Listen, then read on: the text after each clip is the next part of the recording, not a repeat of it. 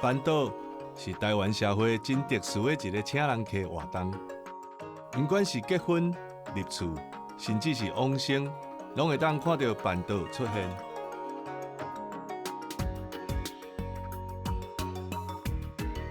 路边食板岛的状况愈来愈罕咧看。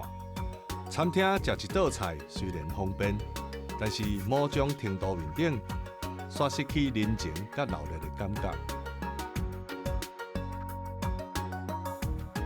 板岛这个老行业，总铺师这个老职业，到底爱安怎才会当生存，甚至是重新踏入你我的生活？